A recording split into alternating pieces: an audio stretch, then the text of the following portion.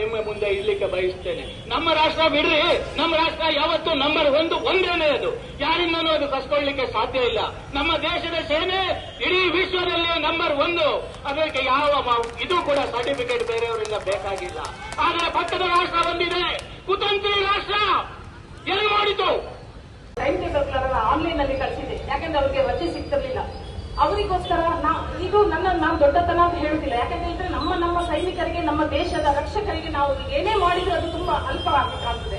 ಮತ್ತು ಆರ್ಮಿಯಲ್ಲಿ ಸೇವೆ ಮಾಡ್ತಾ ಇದ್ದಂತ ರವೀಂದ್ರ ಬೆಳ್ಳೆ ಅಂತ ವಿದ್ಯಾರ್ಥಿಯನ್ನಂದ್ರೆ ನಾನು ಈ ಕ್ಷಣದಲ್ಲಿ ವಿಶೇಷವಾಗಿ ನೆನಪಿಸಿಕೊಳ್ತೇನೆ.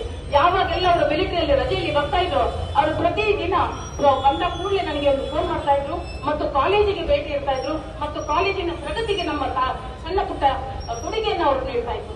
ಹೀಗಾಗಿ ಅವರು ಕೇವಲ ದೇಶದ ಗಡಿಯಲ್ಲಿ ಮಾತ್ರ ಅಲ್ಲ, ನಾನು ಆಗ ನನ್ನ ವಿದ್ಯಾರ್ಥಿಗಳಿಗೆ ಹೇಳ್ತಾ ಇದ್ದೆ, ಅವರನ್ನ ಯಾವ ಸಭೆ ಸಮಾರಂಭಕ್ಕೆ ಕಳಿಸಿ ವಿದ್ಯಾರ್ಥಿಗಳ ಅವರ ಪರಿಚಯ ಮಾಡಿ ನಾನು ಹೇಳಿದೆ, ನೋಡಿ, ನಾವು ಕಲಿತಂತ ವಿದ್ಯೆ ಕೇವಲ ಪುಸ್ತಕಕ್ಕೆ ಸೀಮಿತ ಆಗಬಾರದು.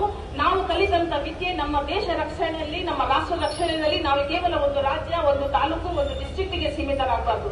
ನಮ್ಮ ತಾಲೂಕು, ನಮ್ಮ ಡಿಸ್ಟ್ರಿಕ್ಟ್, ನಮ್ಮ ರಾಜ್ಯಕ್ಕೆ ನಾವು ಏನು ಸೇವೆಯನ್ನು ಕೊಡ್ತೇವೋ, ಪ್ರಾಮಾಣಿಕತೆ ನಮ್ಮ ಜವಾಬ್ದಾರಿಗಳನ್ನು ನಿರ್ವಹಿಸ್ತೇವೋ, ಅದೇ ನಮ್ಮ ದೇಶವನ್ನ ಒಂದು ಉನ್ನತ ಮಟ್ಟಕ್ಕೆ ಕೊಂಡೋಗ್ತದೆ. ಇವತ್ತು ನಾವು ಆತ್ಮನಿರ್ಭರ ಭಾರತವಾಗಿ ನಮ್ಮ ಪ್ರಧಾನಮಂತ್ರಿಯವರ ಏನು ಒಂದು ಉದ್ಘೋಷಣೆ ಇದೆ, ಅದನ್ನ ಸಕಾರಾತ್ಮಕ ರೂಪವಾಗಿ ನಿರ್ಮಿಸುವ ದೃಷ್ಟಿಯಲ್ಲಿ ಎಲ್ಲ ಭಾರತೀಯ ಪ್ರಜೆಗಳಿಗೆ, ವಿಶೇಷವಾಗಿ ಭಾರತವನ್ನ ಪ್ರೀತಿಸುವಂತ, ರಾಷ್ಟ್ರ ಪ್ರೇಮವನ್ನ ಹೊಂದಿಸುವಂತ ಎಲ್ಲ ಪ್ರಜೆಗಳಲ್ಲಿ ಒಂದೇ ವಿನಂತಿ ಇರುತ್ತೆ, ಯಾವಾಗೆಲ್ಲ ನಮಗೆ ದೇಶದ ಪ್ರಶ್ನೆ ಬರ್ತದೋ ಆವಾಗ ನೇಷನ್ ಈಸ್ ಫಸ್ಟ್. ನಮ್ಮ NCCಯ ಸ್ಲೋಗನ್ ಒಂದೇ, nation is first. If you want physically fit and mentally tough, join NCC. ನಾನು LSS ಅಧಿಕಾರಿಯಾಗಿ ಸಹ ಕೆಲಸ ಮಾಡಿದ್ದೇನೆ. ಆದಾಗ್ಲೂ ನಾನು ಹೇಳ್ತಾ ಇದ್ದದ್ದು ಒಂದೇ, ಆನಂತರ ಪ್ರಾಂಶುಪಾಲರು ಆದಾಗ್ಲೂ ಸಹ ನಾನು ಹೇಳ್ತಾ ಇದ್ದದ್ದು ಒಂದೇ, ನೀವು ರಾಷ್ಟ್ರ ಮತ್ತು ರಾಜ್ಯ ಮತ್ತು ನಮ್ಮ ಏನೆಲ್ಲ ನಮ್ಮ ರಾಷ್ಟ್ರ ನಿರ್ಮಾಣಕ್ಕೆ ಬೇಕಾದಂತ ಜಾಗೃತಿ ಅಥವಾ ಜಾಗೃತಿಯನ್ನು ಮೂಡಿಸುವಂತ ಕೆಲಸಗಳಿದೆ, ಅದನ್ನು ನಿಮ್ಮ ಕೈ ಜೋಡಿಸಿ.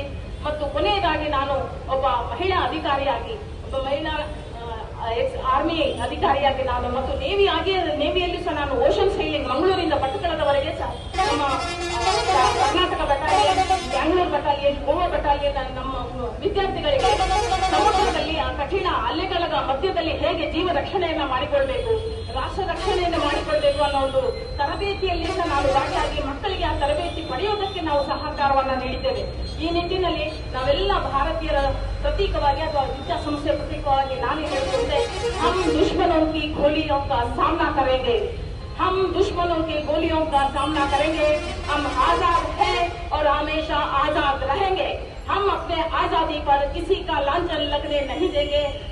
जय हिंद, जय भारत माता. 2025 ಭಾರತ ಬಲಿಷ್ಠವಾಗಿದೆ. ಒಂದು ವಿಷಯ ನಿಮಗೆ ಹೇಳಲಿಕ್ಕೆ ಇಷ್ಟಪಡ್ತೇನೆ ನಾನು. ಈ ದಿನ ನಮ್ಮ ಭಾರತದ ಹೆಮ್ಮೆ ಹೇಗಿದೆ ಅಂತ ಹೇಳಿದ್ರೆ, ಎಲ್ಲರನ್ನೂ ಕೂಡ ಉದ್ದೇಶಿಸಿ ಮಾತನಾಡಿರುವ ಸುಕನ್ಯಾ ಮೇಡಮ್ ಅವರಿಗೆ ವಂದನೆಗಳನ್ನ ಸಲ್ಲಿಸಿಕೊಳ್ತಾ, ಇನ್ನೊಬ್ಬರು ನಮ್ಮೊಂದಿಗೆ ನಿವೃತ್ತ ಸೇನಾ ಹವಾಲ್ದಾರ್ ಭಾರತದ ವಿರುದ್ಧ ಯಾವುದೇ ಕಾರಣಕ್ಕೂ ಅವರಿಗೆ ವಿನ್ ಆಗ್ಲಿಕ್ಕೆ ಆಗುದಿಲ್ಲ ಸ್ವಾಮಿ. ಇಂದಿನ ಭಾರತ ಅಲ್ಲ, 1947 ಭಾರತ. ನಮ್ಮ ಸೈನಿಕರು ನಮ್ಮ ರಾಷ್ಟ್ರವನ್ನು ರಕ್ಷಿಸ್ತಾ ಇದ್ದಾರೆ. ಅವರಿಗೆ ಅವರ ಒಂದೊಂದು ಹನಿ ರಕ್ತವೂ ತುಂಬಾ ಅಮೂಲ್ಯವಾದದ್ದು.